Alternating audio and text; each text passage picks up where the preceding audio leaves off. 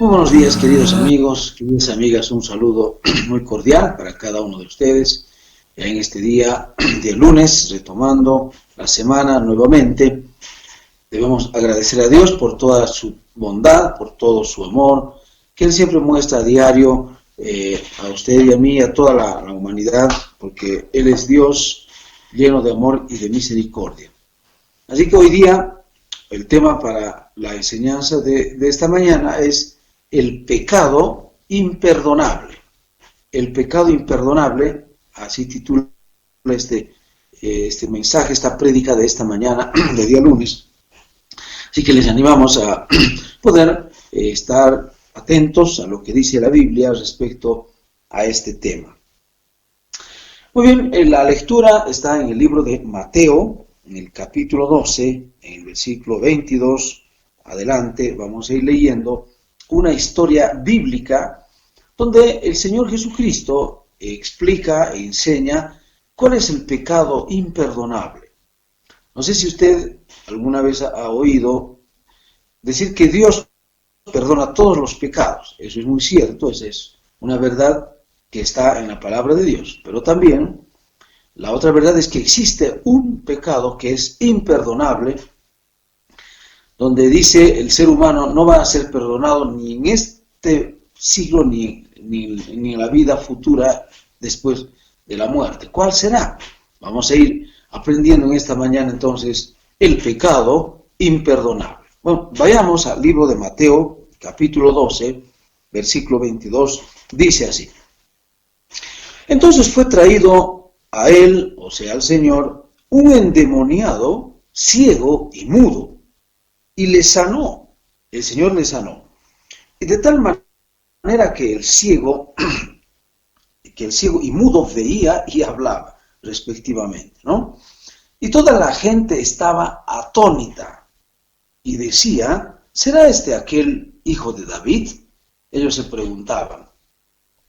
Mas los fariseos, al oírlo, decían, este no echa fuera los demonios sino por Beelzebú, príncipe de los demonios. Sabiendo Jesús los pensamientos de ellos, les dijo, todo reino dividido contra sí mismo es asolado, y toda ciudad o casa dividida contra sí misma no permanecerá. Y si Satanás echa fuera a Satanás, contra sí mismo está dividido. ¿Cómo pues permanecerá su reino? Así pregunta el Señor. Muy bien. Ustedes saben que la palabra de Dios enseña que Jesucristo vino a este mundo a hacer el bien, pero Él vino principalmente, la misión principal de Jesús al venir a este mundo fue a dar su vida en rescate por muchos. Él vino a salvar a la humanidad. Él vino, dice, el Hijo del Hombre vino a buscar y a salvar lo que se había perdido. Con la venida de Cristo a este mundo, querido amigo, querida amiga, vino la luz a este mundo. Este mundo estaba en tinieblas, había oscuridad, todo era tenebroso. Satanás se había adueñado de esta tierra, de toda la humanidad. Entonces Jesucristo, con su venida, Él vino a traer la luz por el Evangelio. Aún dice Timoteo, Él manifestó la inmortalidad por el Evangelio. El Señor Jesucristo vino a este mundo aún para sacar, para traer el conocimiento de Dios. Por eso Él dijo que el reino de los cielos se ha acercado. Una de las primeras palabras de Jesús cuando vino a este mundo fue, arrepentíos, arrepiéntanse, conviértanse, cambien su manera de pensar, porque el reino de los cielos se ha acercado. Con la venida de Cristo, amigos queridos, el reino de Dios se ha acercado a usted, a su familia. Bueno, en realidad en todo el universo, en todo el magno universo que vemos y aún en la tierra en que vivimos, existen dos reinos, no lo olviden. Por una parte está el reino de Dios, cuyo príncipe, cuyo rey, el reino de la luz también se llama, el reino de Dios, el reino de la luz, cuyo rey es el Señor Jesucristo. Él es el rey. Pero por otro lado también está el reino de las tinieblas, el reino de la oscuridad, el reino de la muerte, cuyo príncipe, cuyo rey también es Satanás. Él es el patrón, él es el líder del reino de las tinieblas.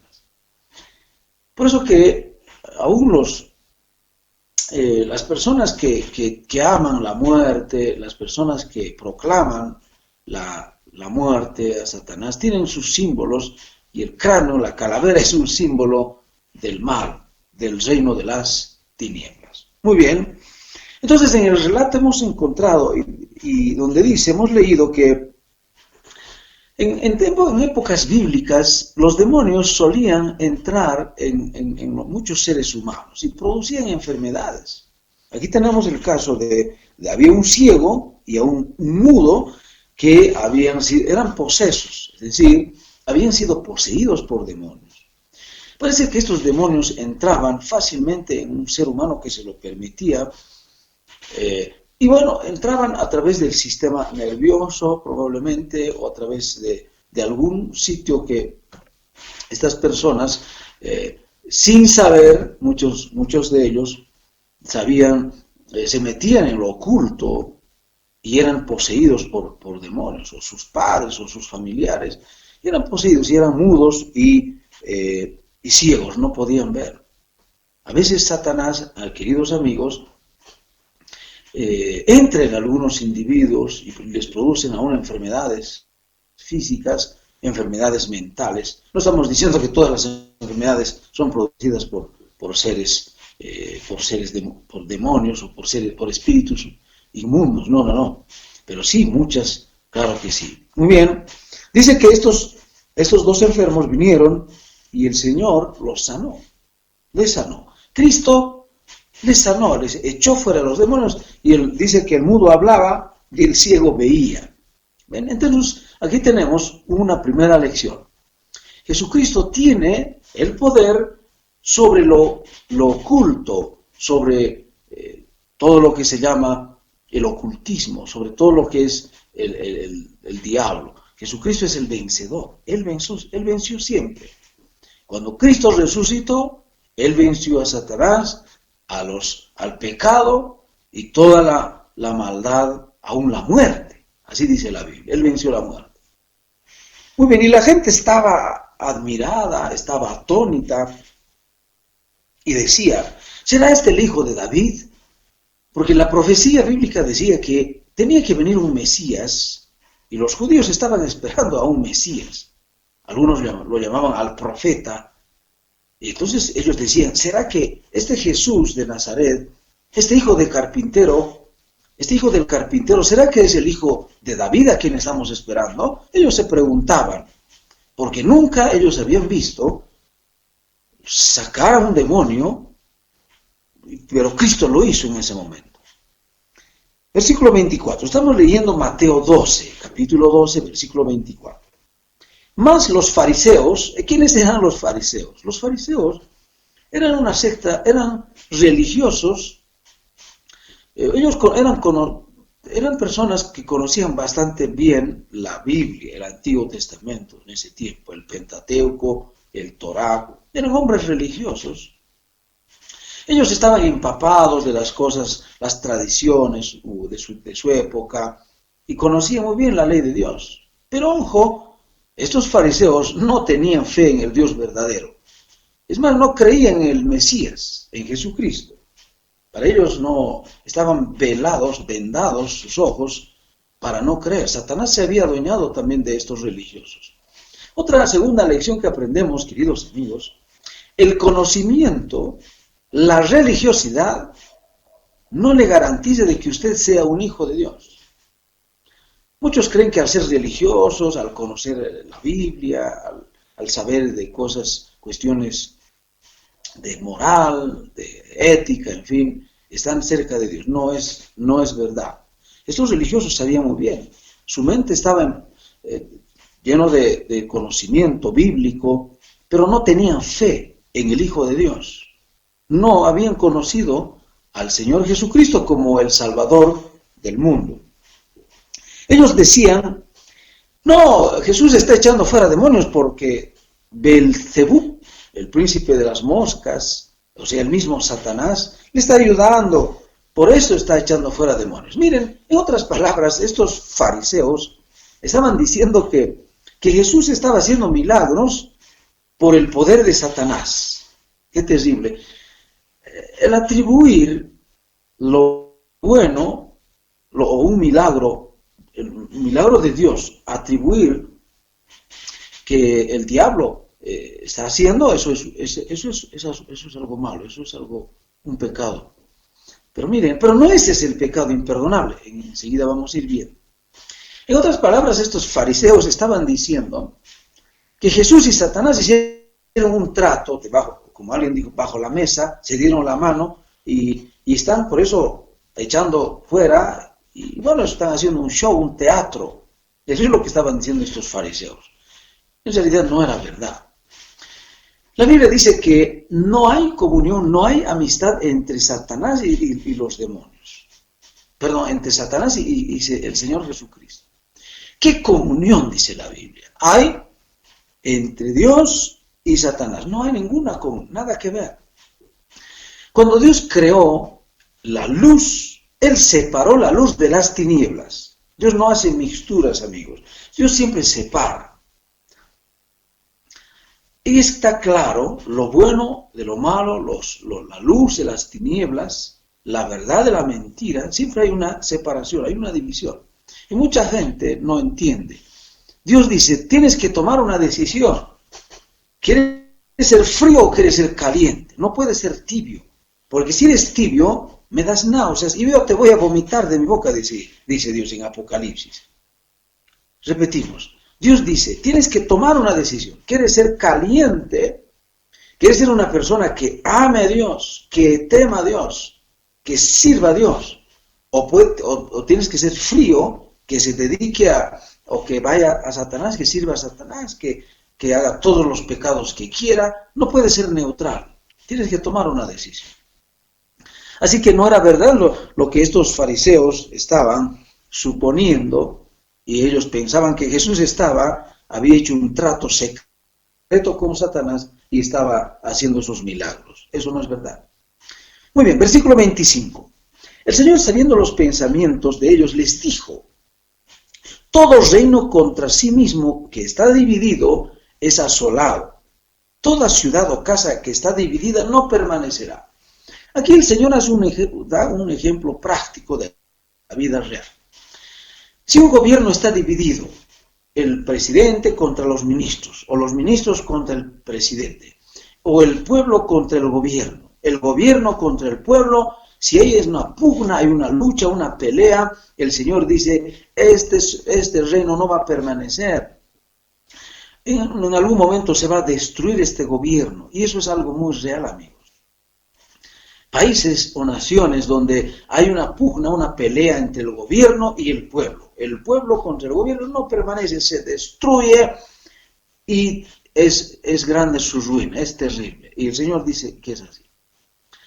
Pero el reino de Dios, o el reino de Satanás también, si Satanás peleara contra su mismo reino, su reino sería destruido, dice. Y otro ejemplo práctico de un hogar. Si el esposo está contra la esposa, hay una pelea. Hay hogares, amigos queridos, donde hay peleas constantes.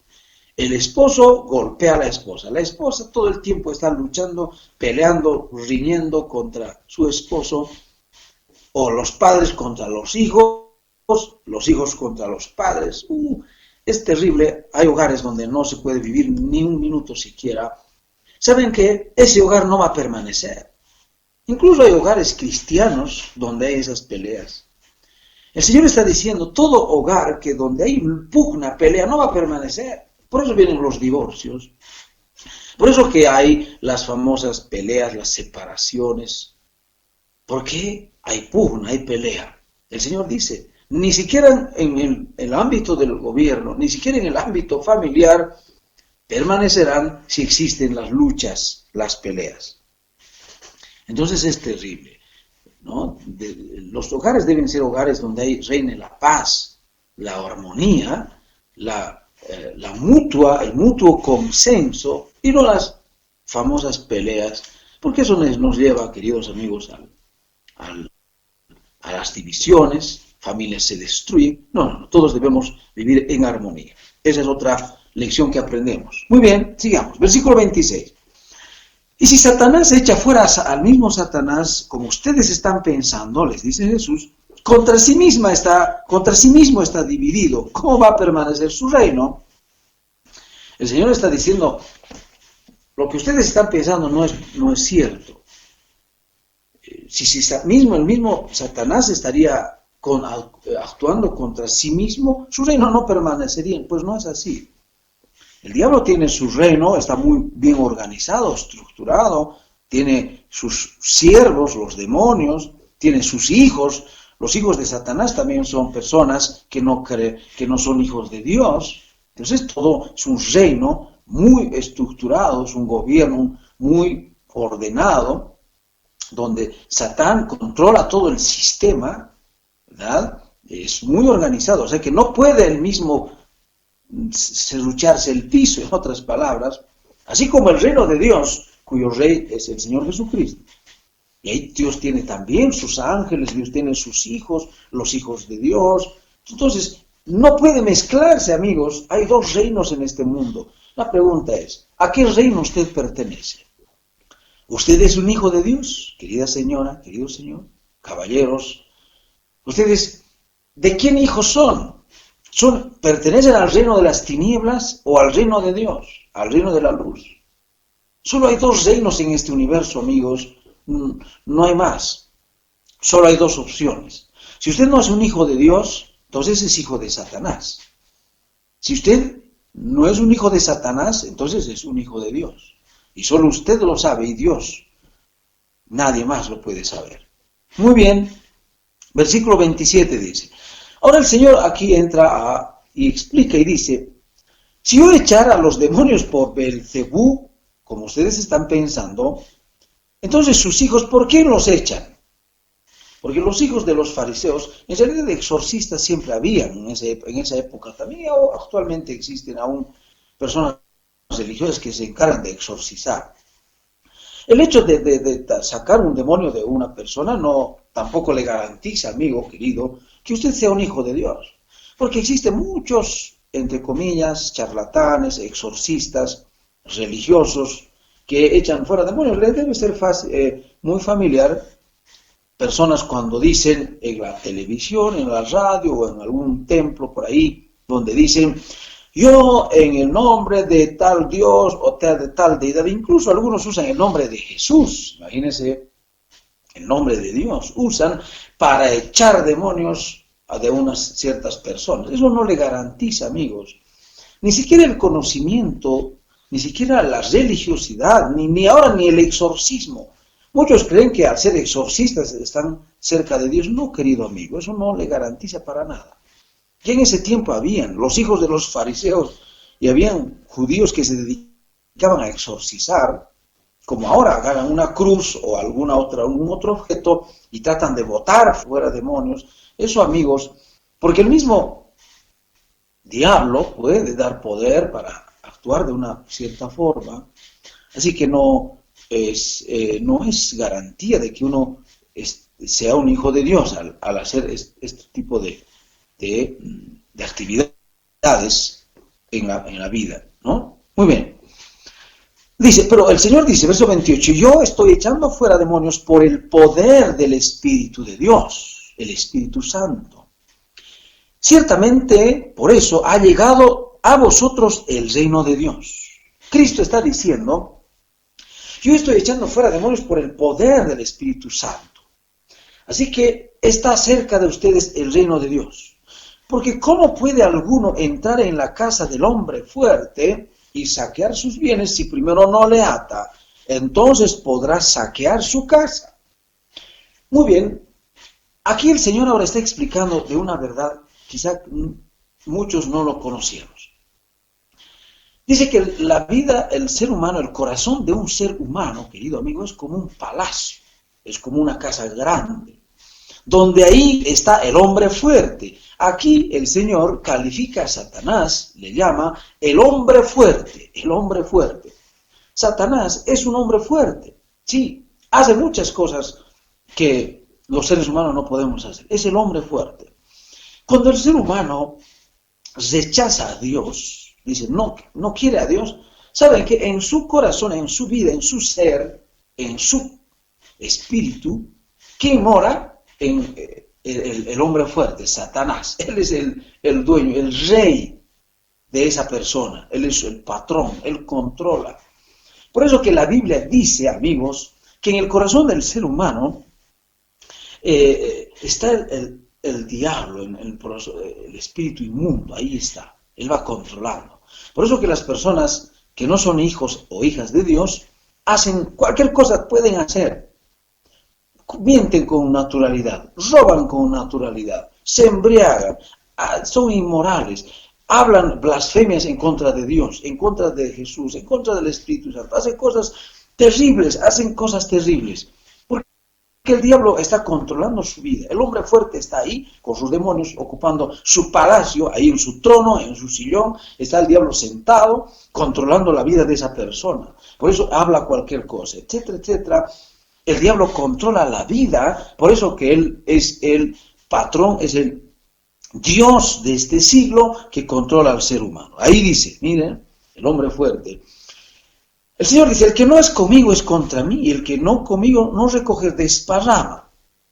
Y yendo a Lucas capítulo 11, versículo 14 al 23, ahí encontramos la misma historia, enfocado desde otro punto de vista, donde dice que cuando el ser humano acepta el Evangelio, oye la palabra de Dios, dice el Evangelio, Cristo vino a este mundo, el Evangelio está siempre siendo predicado. Cuando esta persona cree, dice, no, Cristo vino a salvarme, Él dio su vida. Entonces, acepta e invita a Cristo. Y saben, al Señor Jesús se le llama el hombre más fuerte. Satanás es el hombre fuerte.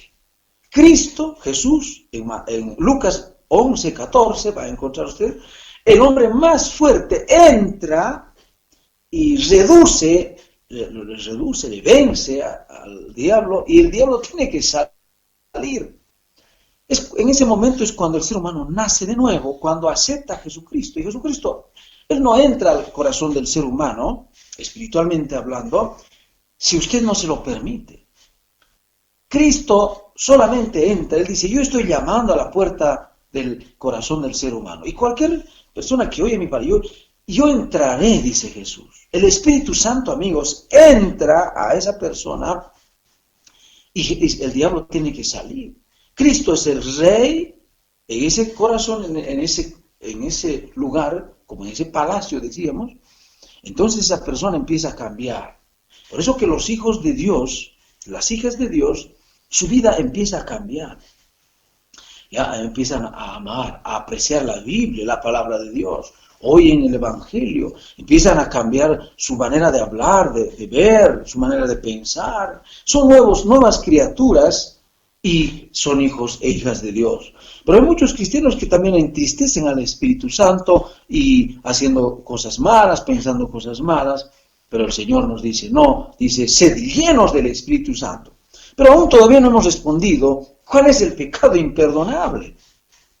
El Señor dice, cualquier pecado les puede ser perdonado, cualquier blasfemia contra el Hijo de Dios puede ser perdonado, pero dice, el que habla contra el Espíritu Santo no le será perdonado ni en este siglo ni en el siglo venidero.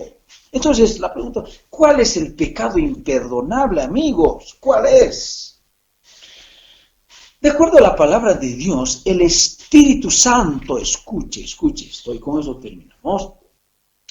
Es el autor de la Biblia, de este libro que yo lo tengo acá en mis manos. Él es el autor de la Biblia.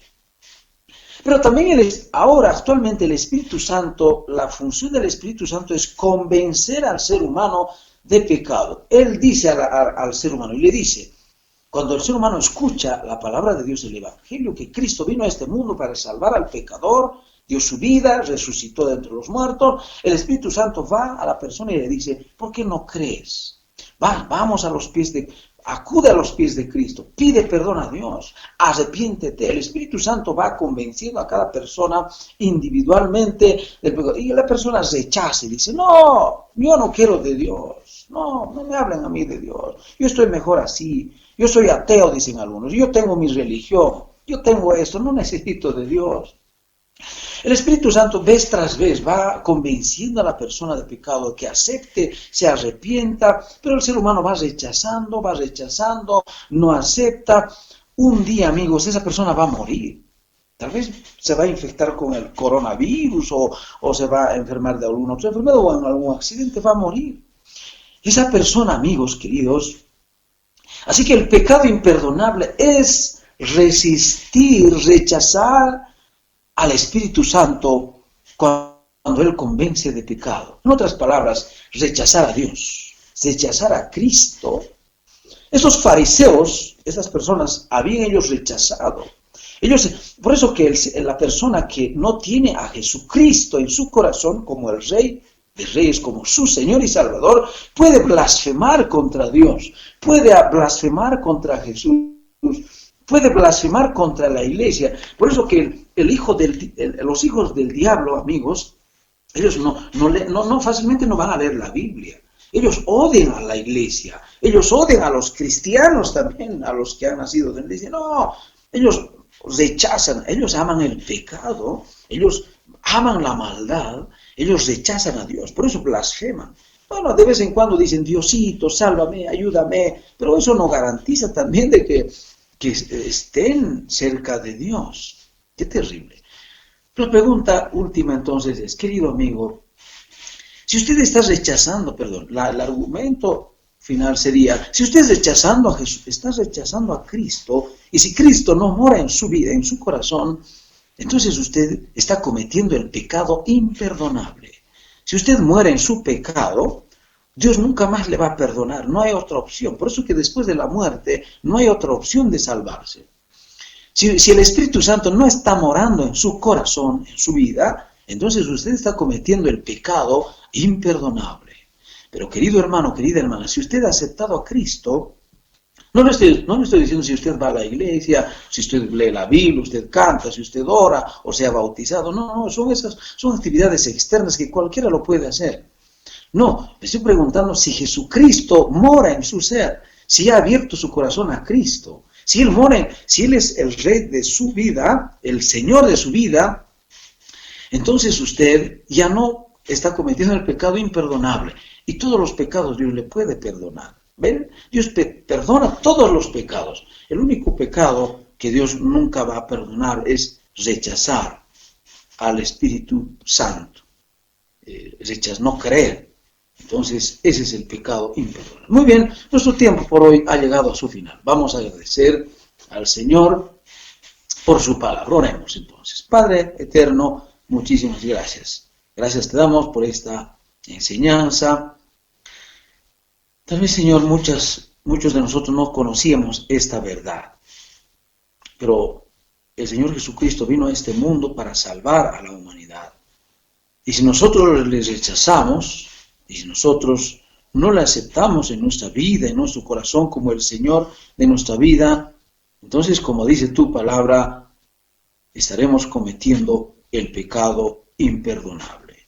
Aún tenemos algunos amigos, algunas personas, Señor, en esta ciudad de Sucre, que todavía están cometiendo este pecado imperdonable. Te pedimos por ellos, que ellos, Señor, puedan entender, puedan comprender la importancia de abrir nuestro corazón para invitar a Jesucristo a nuestra vida. Gracias, Padre. Te damos en el mismo nombre de nuestro Señor Jesús. Amén.